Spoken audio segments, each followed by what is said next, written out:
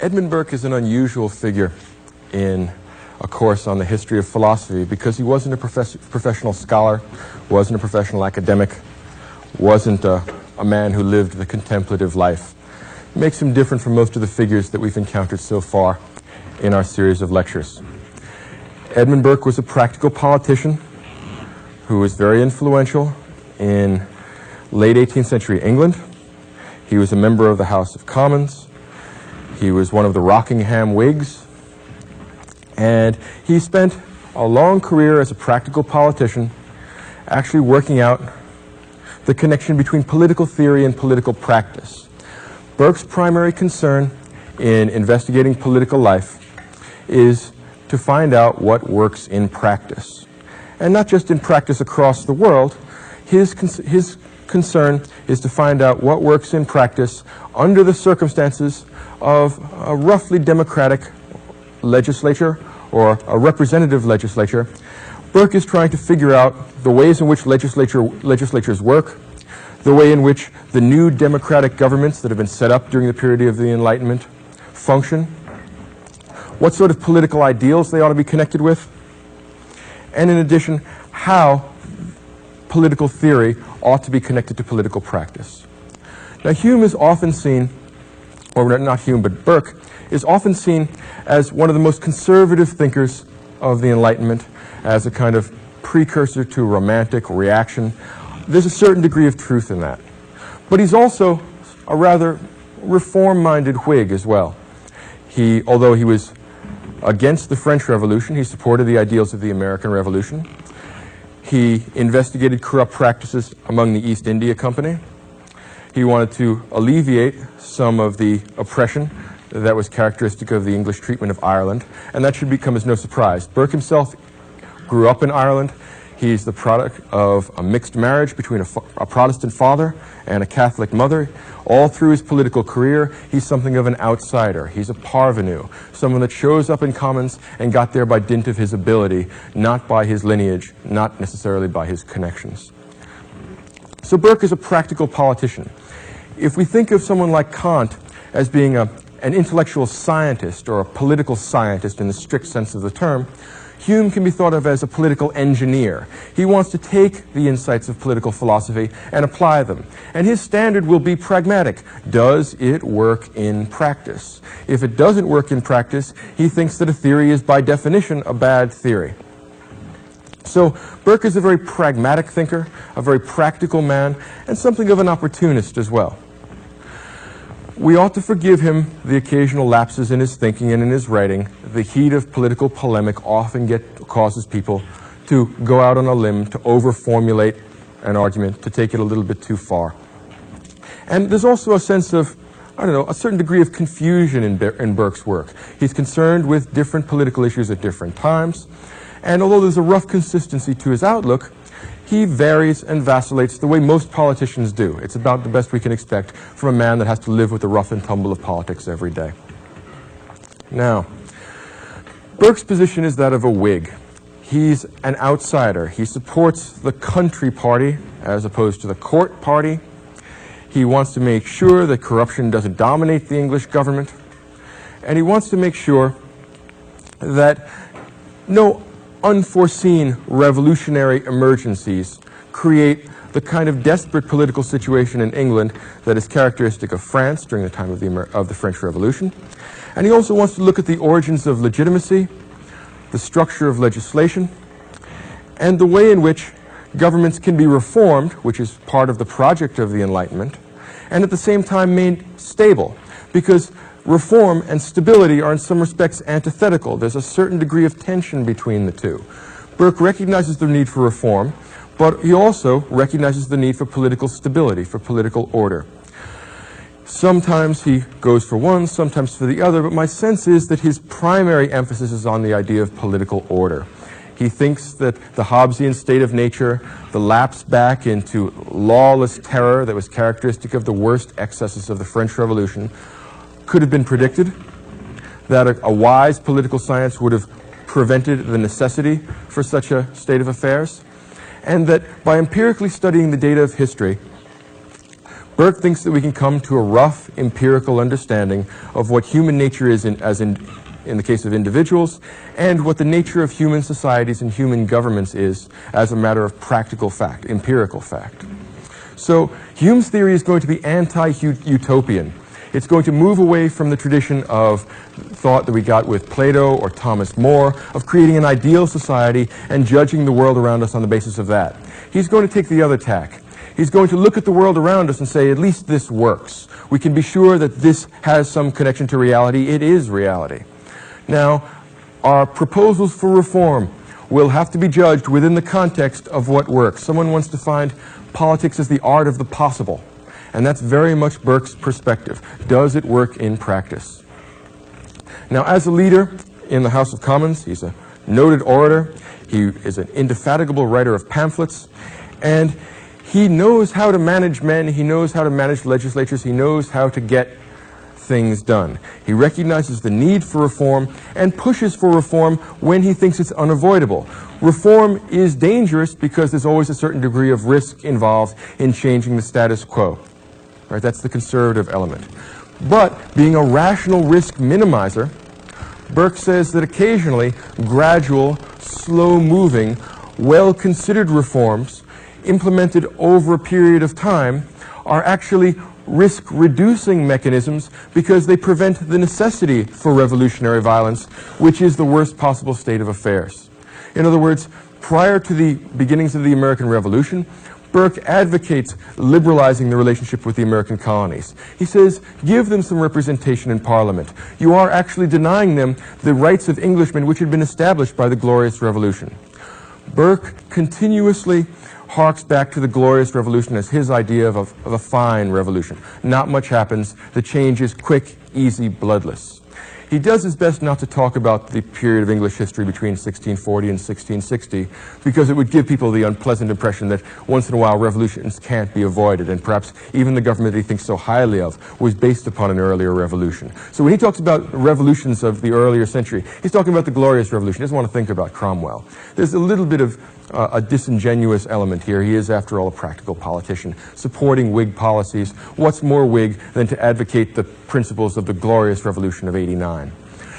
His reason for supporting the protests of the American colonists was that their demands were within the province of the rights that had been established for Englishmen in the Glorious Revolution of 1689. And he said, look, if we don't liberalize our connection with them, and in addition, not just to the Americans, but he was also willing to liberalize his relations with India and other colonial possessions of England. He says, if we don't liberalize our connections with them, in fact, we will lose them. We will drive them to the unavoidable expedient of an enormous revolution, which will cost us men, which will cost us money, and which will ultimately cost us America. So Burke is not a reactionary in the sense that he's entirely against reform. What he is a conservative, one who wants to make reforms piecemeal, slowly. For him, as for Hume, and this is one of the connections between Burke and the entire tradition of English political and moral thought, prudence is the great virtue. If we were to distinguish between the empiricists and the idealists, or distinguish between the English-speaking philosophers and the continental rationalists, I would say that the great virtue of the English empirical philosophers is prudence. They are prudent men. They don't get carried away by either emotion or reason. They do things more or less within the bounds of common sense.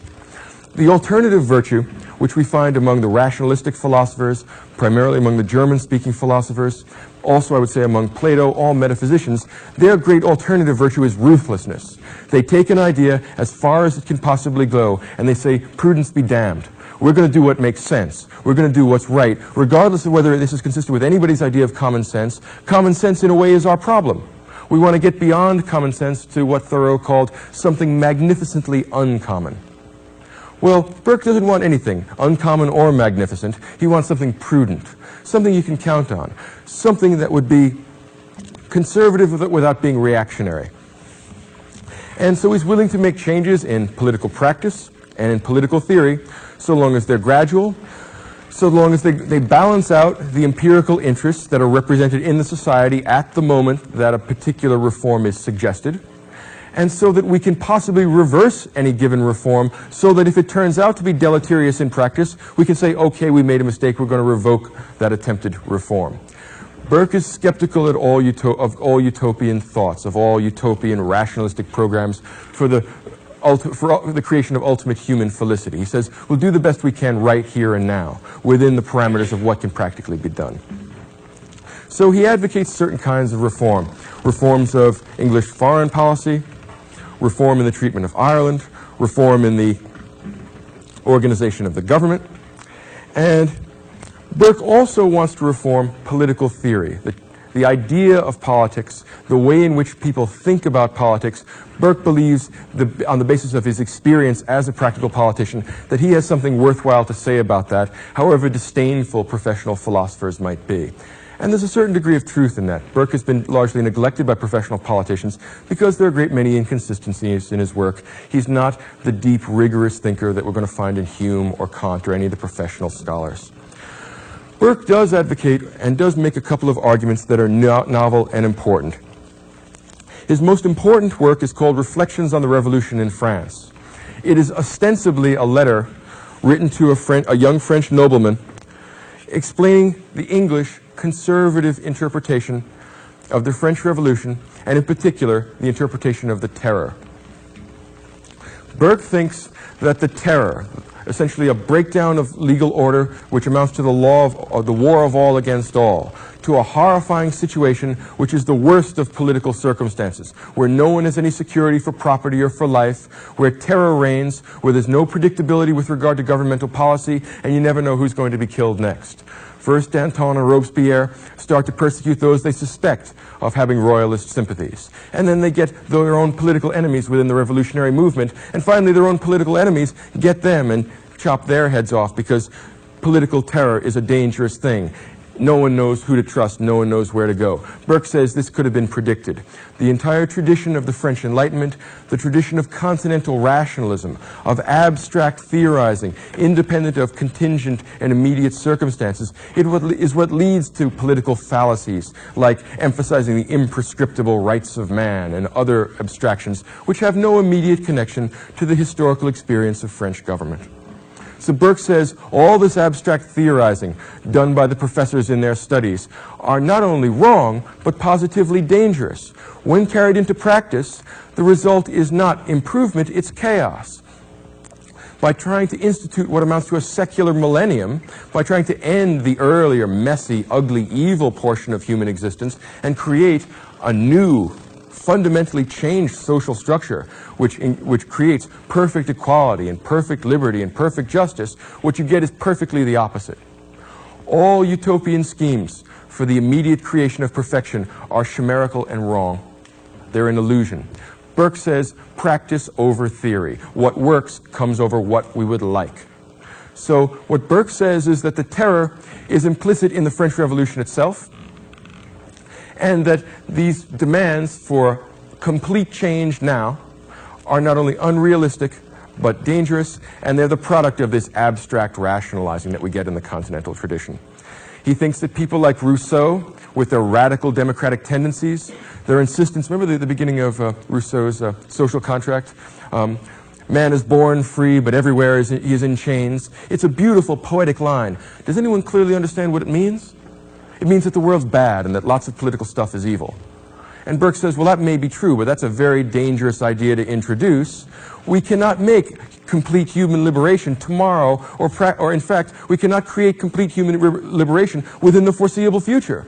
So in practice, that's impossible. He thinks that the abstract tradition of rational inquiry that starts in French culture, I guess, with Descartes, and moves on through the tradition of the French Enlightenment, is dangerous because it neglects practicality in favor of abstract theories that have no immediate connection to historical experience. In some respects, the guillotine is the logical outcome of rationalism. It's the logical outcome of insisting that both political and moral duty comes from pure reason, rather than the collected connection of our traditions, our feelings, our sentiments, our reasonings about our traditions and feelings and sentiments. In other words, the idea that we can institute a whole new world today. I think someone once said that the guillotine is a very Cartesian sort of an instrument because it separates the mind and the body so completely. Well, I think Burke would sympathize with that kind of a view. He says, look, the French have a legitimate set of objections to the kind of government they have. An absolute monarchy is an evil thing. Divine right despotism, divine right monarchies are a mistake. They're a relic of the feudal past. These ought to be gotten rid of. The domination of the church in French political affairs is, Burke thinks, an evil. The hereditary nobility and the particular legal and institutional advantages that they have, at least some of those for Burke are evil.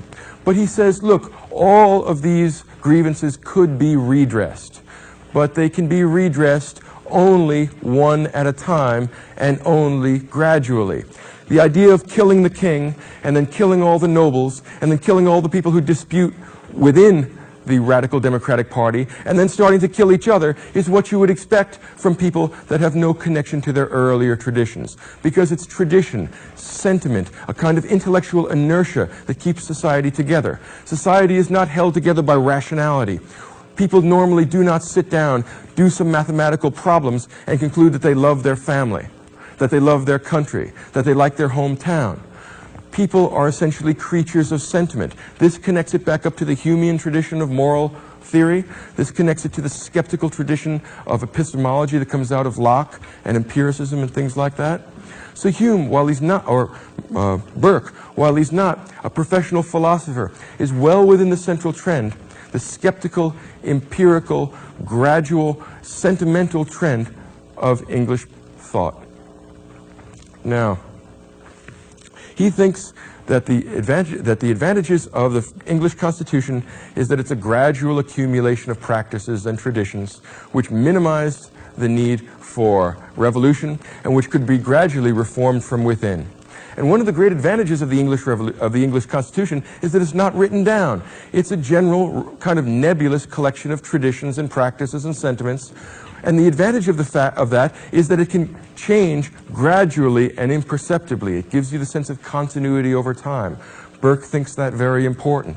He thinks that the English Constitution is an entailed inheritance, as he puts it. We inherit a system of government and a society from our ancestors, and it is an entailed inheritance. You can't just throw it all out. You can't get rid of it all at once. So Burke says the real problem with the French Revolution is that it wasn't a gradual series of reforms.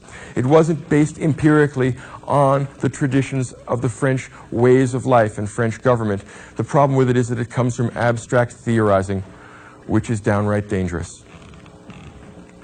Now, Burke supported the American Revolution because he felt that the American colonists had been forced, in defense of their Whig liberties, to have grudgingly a revolution. And he said, I told you so. In a way, the English government had it coming. He thinks that the French government has it coming too because they're also unwilling to make reforms. But he says the revolutionaries are actually worse than the government they already had. While we may have had oppression under an absolute monarch, we have terror under a revolution. And what we can reasonably expect to come out of this revolution is something like a Caesar, some sort of despotic figure that will dominate this age of chaos and create order at the price of all the liberties that everyone had prior to the revolution. In other words, he anticipates something like Napoleon. Not a bad anticipation. Again, the practical politician can see what the likely outcome of chaos in real life is going to be. So his criticism of the French Revolution is what he's mostly remembered for, and that's where he gets the name of being a great reactionary. It's not fair to call him a reactionary. The true label, the appropriate label, would be conservative. He doesn't oppose all reforms. He doesn't want to go back to feudalism, but he wants to make sure that these reforms are slow and gradual. In some respects, that makes him out of step with the Enlightenment. It certainly makes him out of step with the Enlightenment as it's existing on the continent. The French and German traditions are very rigorous and absolute and abstract. He's more or less consistent with the Enlightenment as it happens in England. Hume would understand Burke. Both of them are rational risk minimizers. Think about what the implications are of empiricism for political theory. Let's take Hume's empiricism, but we could take any of them. What is an empiricist sure of? Well, nothing. Empiricism is basically a skeptical philosophy. They're not really sure of anything. What do they kind of bank on if they're not absolutely certain? Because certainty is something we associate with guys like Descartes. Humeans don't get certain, they just get comfortable. Well, what sort of things can you be comfortable with? Can you have a reasonable belief in? Well, you can believe in what you see and what you have experience with. And what do we have experience with? The brute facts of human history. In other words, the empiricist is always going to say, well, we can at least be reasonably certain that if we continue on the way we're going, that the future will be roughly speaking like the past, because we notice certain regularities in the world around us. So if monarchy has been in England for the past 200 or 300 or 400 or 500 years, as long as we don't rock the boat too much, the empiricist says we can reasonably expect that we'll have a continuity between the earlier forms and the later forms. In other words, we can expect more of the same. It's not perfect, but at least we can be sure of that. Who knows what will happen if we make fundamental changes immediately? You can't be certain of that. So what it means is, I think that empiricism is intrinsically skeptical and, in addition, intrinsically conservative. Skepticism is intrinsically conservative because the skeptic is going to say to every would-be reformer, what grounds do I have to believe that your reform is going to work? And what will we be able to tell him? If it's existed in the past, well, then we'll have some good grounds. But many of the political reforms, and the most praiseworthy and important political reforms of the Enlightenment, were things that had never happened in the past. And here's the problem. An empiricist, which is a skeptical kind of philosopher, is always going to have some misgivings about even the most attractive reforms because we lack good grounds to expect that they're going to work. Because we have no practice, we have no experience with them. And since innovation entails risk, and risk is dangerous and undermines, at least potentially, human felicity, the rational thing to do is to oppose, or at least to regulate and make gradual political reforms, because that regulates and moderates the risk, and the rational minimization of risk is in a way what empiricism is all about. You don't know what's going to happen if you haven't tried it yet. So if you're going to propose a reform, well, then the bigger the reform is, the more risk involved, the more danger it is, the more salutary skepticism might be. The people who advocate radical, complete, ultimate reform in the political theory of the Enlightenment are all rationalists. None of them are empiricists. And that's not an accident. Dogmatism is connected to rationalism. Remember when I talked about Kant last time? Rationality, the willingness to ruthlessly pursue the implications of one idea. As Kierkegaard said, purity of the heart is the will to one thing. The willingness to take one idea ruthlessly to its logical consequences, that's characteristic of continental rationalism. And the consequences of that in terms of political science is saying all oppression is evil. It's in the Enlightenment that we start to see people begin to object to things like slavery. They begin to object to things like the oppression of women.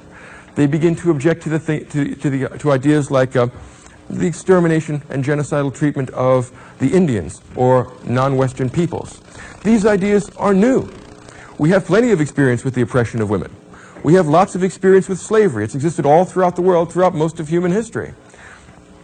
Innovation in a matter so great and profound as the status of women, or as is in the case of the abolition of slavery, is going to strike an empiricist as being a very dangerous set of changes. Why? Well, what experience do we have with equality between men and women? None. Well, who knows what's going to happen then?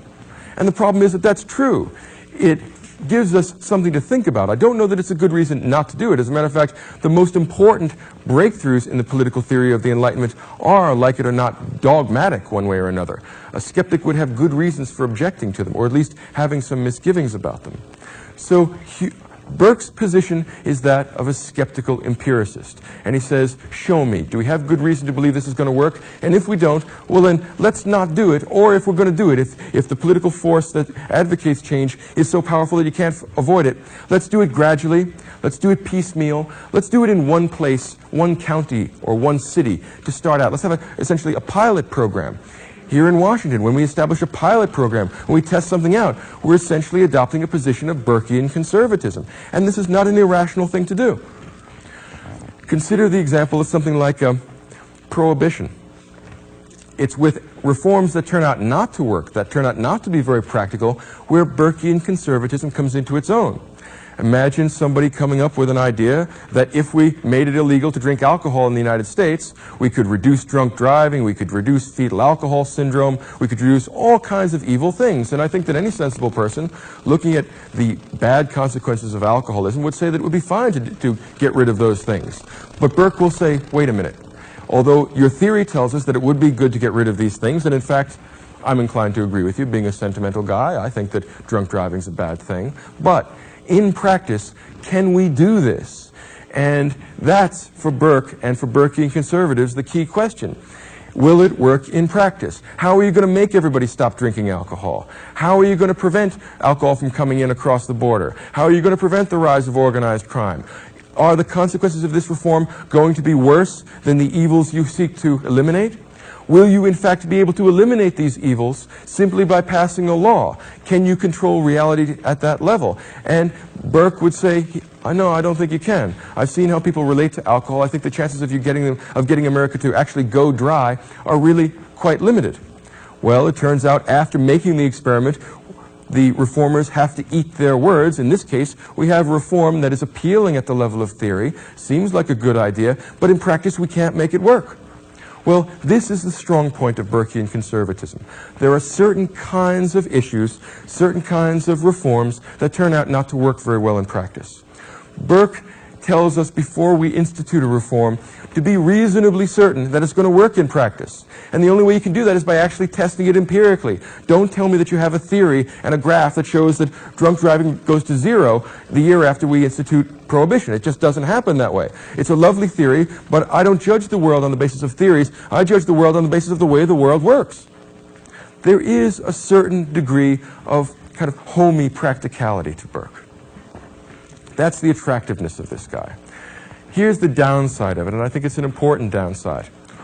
All the great moral advances in political life that have happened in the modern age have been unprecedented. The abolition of slavery, you can't imagine a more dogmatic or a more improbable drive, and comes out of the Enlightenment. Prior to the Enlightenment, slavery had existed all over the world, and it has existed for 20, 30, 40, 50 centuries. Now, if you're an empiricist and somebody says that what I'd like to do is abolish slavery on a global basis and make everyone free, well, Burke is going to say about that the same thing he said about prohibition, only in spades and much more emphatically, because this project of abolishing slavery, of creating universal human freedom, is obviously the kind of thing some German thought up. Englishmen don't think up stuff like that, unless, of course, they're moved by religious piety as opposed to skeptical empirical philosophy. So Burke would say, and this is not an irrational thing to say, that there are many potential dangers, even in such a praiseworthy project as the abolition of slavery, the equality of women, the shortening of the workday, the extension of voting rights. Burke was very strongly against the democratization of politics. He certainly did not want to extend the franchise on the basis of one man, one vote. He says, do we have any experience with that? Well, yes, we do. We have stories in our histories about democracy. If you are familiar with Thucydides' Peloponnesian Wars, well, in that, when we look at the results of Athenian democracy, it was disastrous, and it was the actual inability of Athenian democracy to make intelligent decisions that causes them to lose the Peloponnesian Wars. Alcibiades, who says, let's go invade Syracuse, and the people really like it. And democracy says that, yes, we'll go do this because the people are very aroused by it. It's disastrous, they lose the war, and the culture is destroyed. Now, for the empiricist, for the skeptic, for the conservative, there's a moral there. Democracy, the democratization of politics, regardless of whether the categorical imperative says you have to, regardless of whether Rousseau likes it or not, regardless of whether continental thinkers are going to approve of you, makes no difference. The democratization of politics is downright dangerous, and in some respects it's more dangerous than the abolition of slavery because that hasn't been tried before. We've tried democracy before. It's a blasted disaster. So what Burke likes is whatever we happen to have. And this is going to be true of every conservative. If you're a Burkean conservative by kind of outlook or inclination, if you get born in Japan in feudal ages, you're going to think that feudal Japan is a terrific set of institutions as well. There's a certain sort of piety about what you were raised with in Burke's ideas, which he gives a kind of philosophical formulation to. So the upside of Burkean conservatism is that it restricts us from doing implausible, impractical kinds of reform. The downside of it is that it prevents us from making salutary reforms, and that, to be honest, there's a sort of timidity to it, which I think, I don't know, passes for wisdom, but is often just timidity, which is often just a fear of taking a chance. Rational risk minimization is a good thing, and I must confess prudence is a virtue.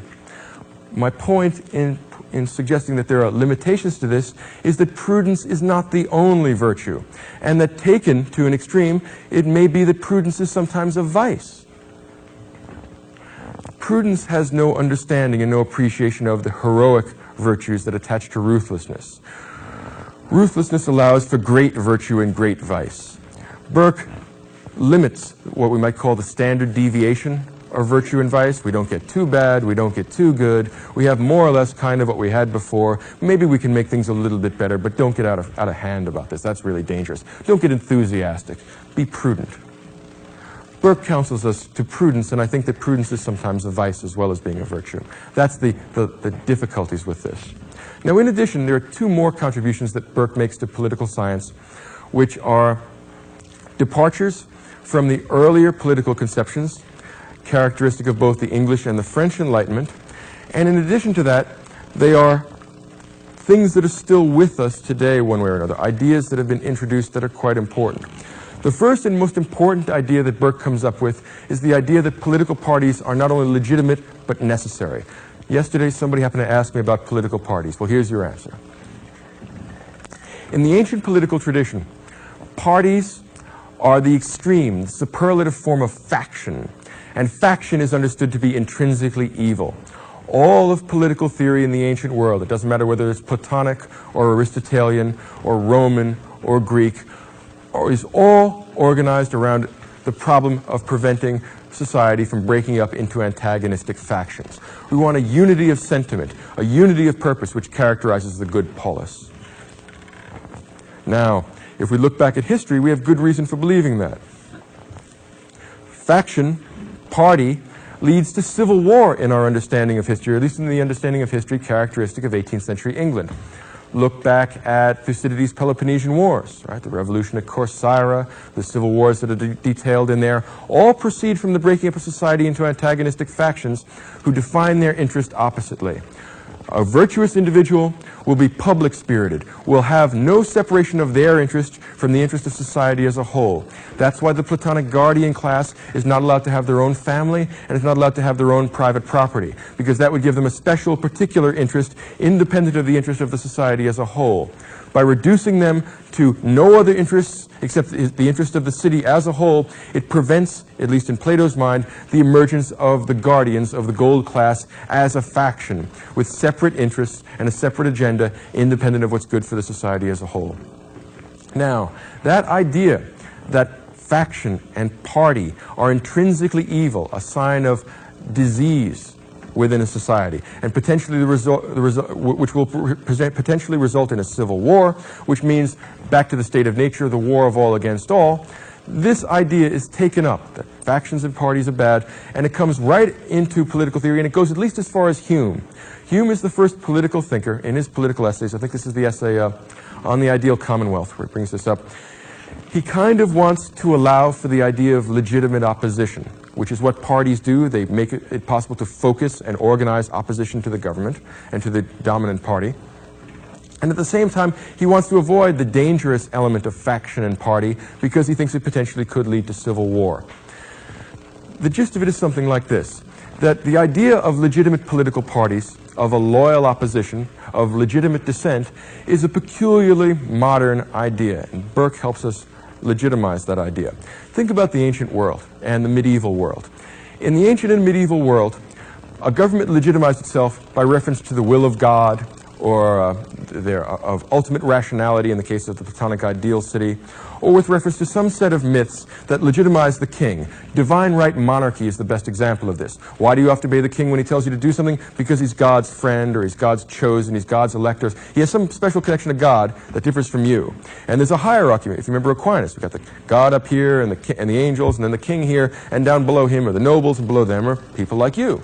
And the reason why you have to obey people that are higher in the hierarchy is God made the hierarchy that way. If you tell the king you don't like his laws, if you tell the king you're opposed to his policies, you're essentially opposed to the king.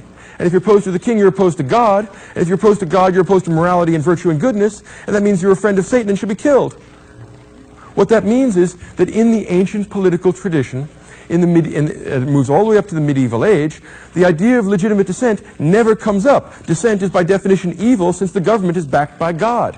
When we move into the modern world, social contractarianism, an idea of political legitimacy which says that governments derive their legitimacy from the consent of the people, who allegedly get together in the state of nature and form the social contract and all that jazz. Well, when that becomes possible, then that means that there's no divine sanction for the government, and one way or another, we are going to have to make possible the idea of legitimate dissent, of a loyal opposition, because it means that people that think governmental policy is mistaken are not children of the devil. It just means they have a different opinion. That can't happen until the secularization of politics, and that can't happen until the Enlightenment. What that means then is that, first of all, the idea of a loyal opposition, of legitimate dissent, is an immensely sophisticated thought. It is a peculiarly modern thought. And it needs certain adjustments in our political theory, particularly since we now have representative legislatures.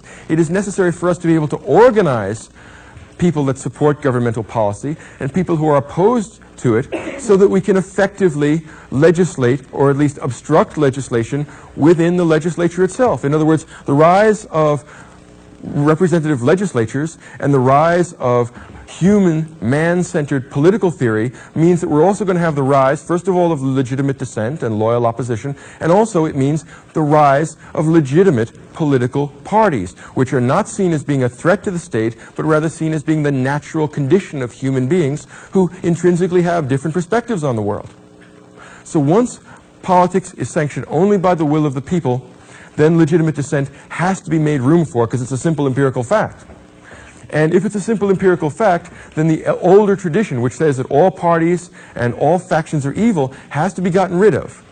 Now, Hume starts to do that when he creates what's called the Court of Competitors in that essay on the ideal commonwealth. He wants to take potentially factious members, potentially powerful opponents of the government, and give them a limited kind of negative supervisory role in the government. What's he doing there? He's trying to create the idea of a legitimate opposition. It's a brilliant thought. But also, if you look at Hume's political essays, he constantly says that we have to avoid faction, we have to avoid party. That could create a civil war, and we all know from history that that's a very bad thing. So Hume is something between the ancient tradition of political theory and the modern enlightened political theory, which says that there'll be a diversity, a plurality of ideas and voices. Hume is halfway between the two. Burke, remarkably enough, is the first man to say that political parties are not only desirable, but they are necessary because you can't run a legislature without them. And how did he find that out? He spent most of his career in a legislature as one of the Rockingham Whigs. And he maintained party discipline, and he said, not only is this not a bad thing, but I have no idea how you theorists would run a legislature without it. And as a matter of fact, since you theorists have no clue as to how to run a legislature, because none of you have left the library, let me tell you how legislatures really run in practice. And then what I want you folks to do is create a theory which allows for this, because practice comes first. That practical, English, empirical approach to the world around us. He says, look, I know a lot about legislatures. I spent 30 years there. So rather than me reading your French text about how all legislatures should work if you were to make yourself consistent with absolute reason or something along those lines, he says, this is the way they work in practice. You create a theory which accounts for that. That's called a scientific approach to politics, as opposed to what he views as essentially a theological approach to politics.